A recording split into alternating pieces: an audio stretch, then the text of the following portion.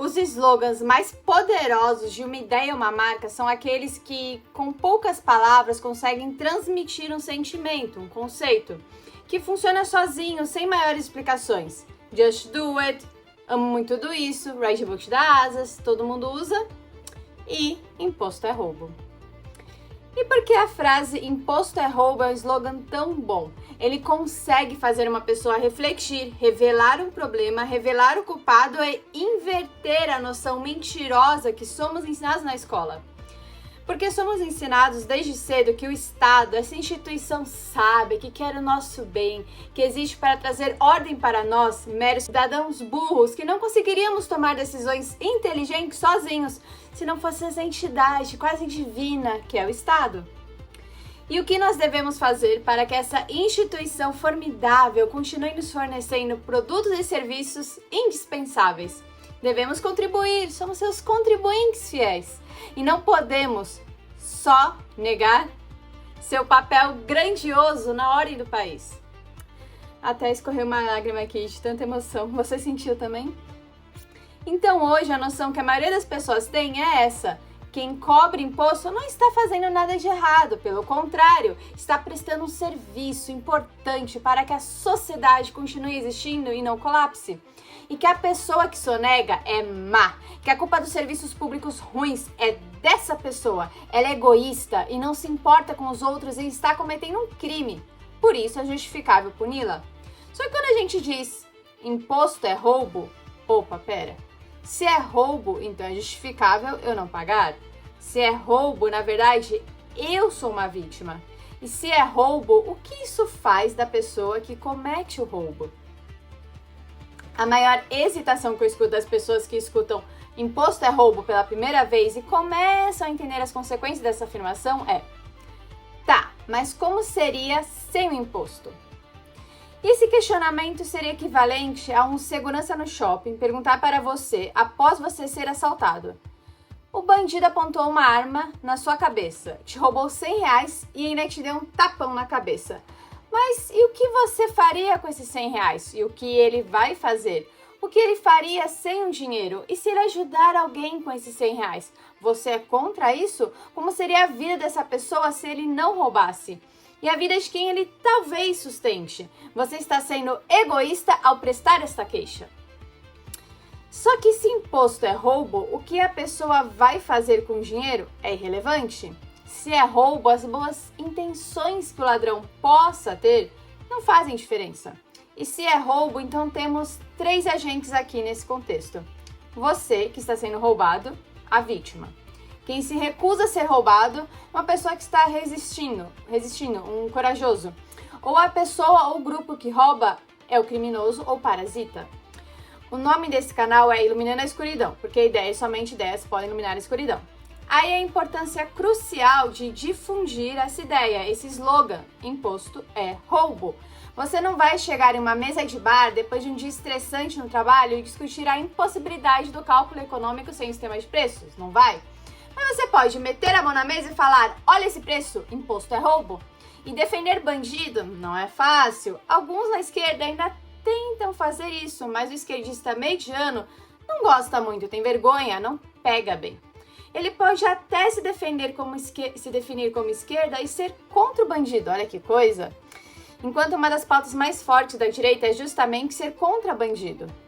Explicar o que é o libertarianismo, anarcocapitalismo, citar Rothbard, ou mesmo Mises, Hayek, Bashar, Ayn Rand, é uma conversa que a maioria não quer ter com os amigos. Explicar a ética libertária, porque defendemos a vida, a propriedade e a liberdade, não é algo que você faça em 5 minutos. E no final, condensar tudo isso em imposto é roubo, eu não consigo pensar numa forma mais eficaz de espalhar ideias e iluminar a escuridão. O imposto funciona na base de uma certeza e uma mentira. Qual é a certeza? Você vai pagar, você será roubado. Qual a mentira? Você receberá algo de volta. A noção do imposto é tão absurda se você parar para pensar a respeito que quem defende o imposto defende baseado em uma promessa vaga de que terá algo em troca. Só que além dessa promessa não ser tangível, a gente não sabe para onde vai cada imposto que pagamos ou como ele deveria retornar proporcionalmente. A pior coisa é que essa promessa é feita sem consequência caso não seja cumprida. Ou seja, uma promessa que não existe intenção real de ser cumprida, é uma mentira. Então olha que coisa insana, você paga por uma mentira, por algo incerto, mas você tem a certeza de que se não pagar, sofrerá uma consequência ruim. Como alguém pode achar isso normal? Como alguém pode defender isso? Todos que aceitam imposto não percebem que estão trocando a liberdade por X, sendo X qualquer coisa ou coisa nenhuma. Só que não é apenas a sua liberdade, é a liberdade de todos. Eu acho que chega a ser pior quando você para pensar que essa pessoa que defende imposto com unhas e dentes está, na verdade, defendendo que uma terceira pessoa seja roubada.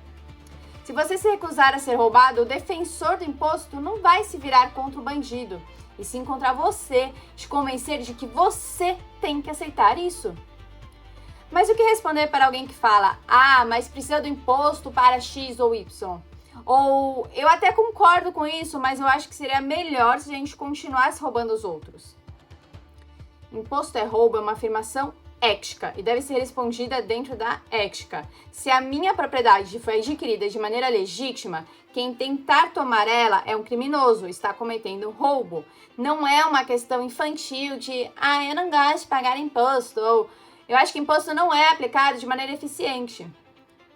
Qual a diferença entre um encontro e um sequestro? Consentimento. Qual a diferença entre ser convidado para algo e o MTST invadir sua propriedade? Consentimento. Qual a diferença entre emprego e escravidão? Entre sexo e estupro? Consentimento é a chave aqui. Quando você paga imposto, como o próprio nome já nos mostra, você não paga porque quer ou porque concordou com aquilo. Você paga diante de uma ameaça implícita. O que acontece com você se não pagar? Provavelmente vai receber uma cobrança maior no mês seguinte.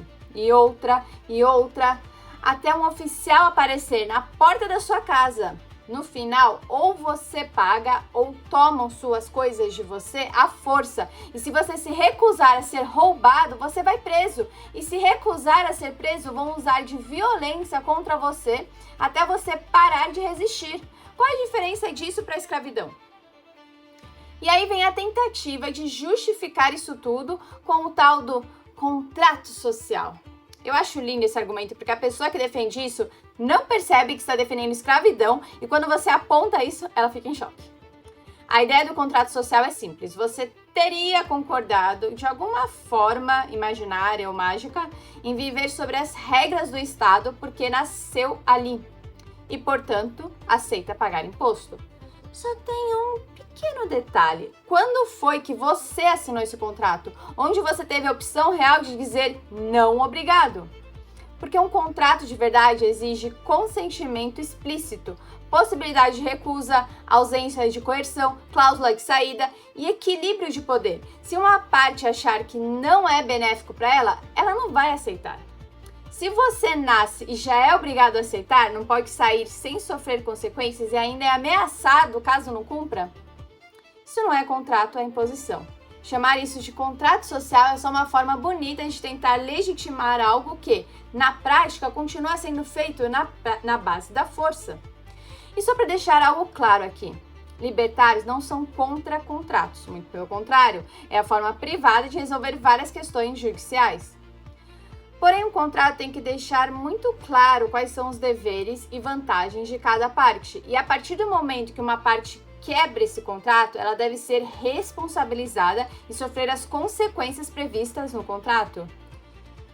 Me fala qual consequência o Estado sofre por não fazer a parte dele. Onde está escrito que se ele não entregar o mínimo de qualidade nos serviços essenciais que ele se dispôs a entregar, ele sofrerá alguma consequência?